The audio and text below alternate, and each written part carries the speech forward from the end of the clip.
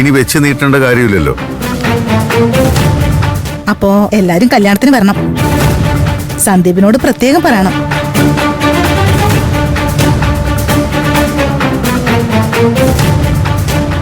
സന്ദീപിന്റെ കല്യാണം കഴിഞ്ഞല്ലേ?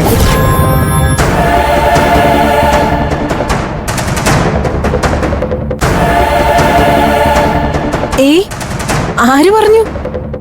അങ്ങനെയൊന്നുമില്ല. എങ്ങനെയില്ലെന്ന്? പിന്നെ കല്യാണം കഴിയാതെയാണോ സന്ദീപ് കിട്ടിയ താലി ആ കുട്ടിയുടെ കഴുത്തിൽ കിടക്കുന്നത്?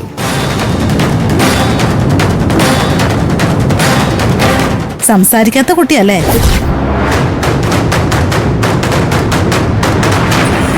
പിന്നെ കാലിന് സ്വാധീനക്കുറവുണ്ടല്ലേ?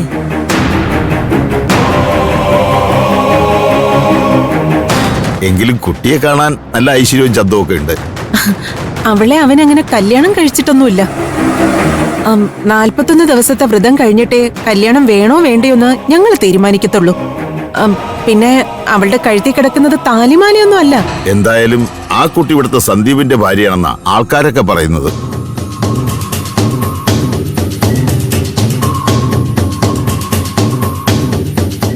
അതെന്തെങ്കിലും ആവട്ടെ. അപ്പൊ എല്ലാവരും കല്യാണത്തിന് വരണം.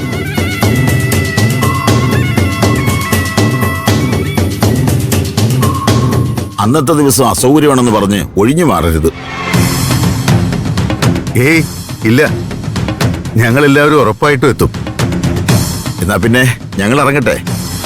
സന്ദീപിനോട് ഞങ്ങളുടെ ഒരു കൺഗ്രാറ്റുലേഷൻസ് പറയണം. ഓ പറയാലോ.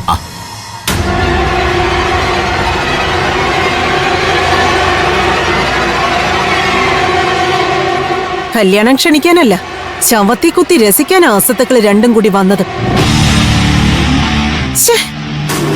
അവൻ അവളുടെ കഴുത്തിൽ താലി കെട്ടിയത് നാട്ടിൽ മുഴുവൻ പാട്ടായല്ലോ. ഇനിയിപ്പോ നമ്മൾ എന്ത് ചെയ്യും തമ്പിയേട്ടാ? താനൊന്ന് സമാധാനിക്കേ. എല്ലാത്തിനും നമുക്ക് വഴിയുണ്ടാക്കാം.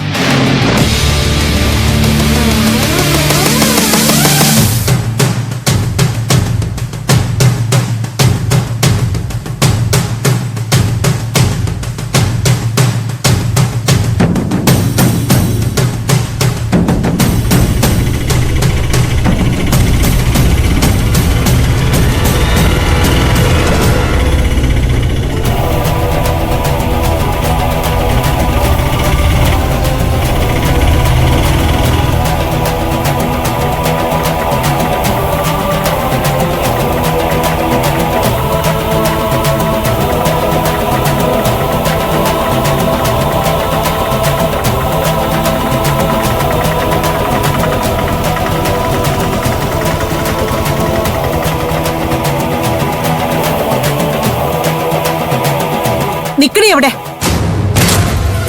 എന്താ നിന്റെ ഉദ്ദേശം? എന്താ ശ്രീകലേ, എന്തു പറ്റി?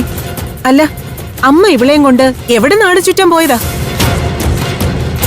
ഞാൻ ഇവളെയും കൊണ്ട് നമ്മുടെ തറവാട്ടമ്പലത്തിൽ തൊഴാൻ പോയതാ. എന്താ എന്താ അതിനിപ്പോ പ്രശ്നം? പ്രശ്നം എന്താണെന്നോ? ഡേ, ആരോട് ചോദിച്ചിട്ടാ നീ ഇവിടുന്ന് പുറത്തോട്ട് ഇറങ്ങിയത്? നാട്ടുകാരെ കൊണ്ട് പറയിപ്പിക്കാനോ?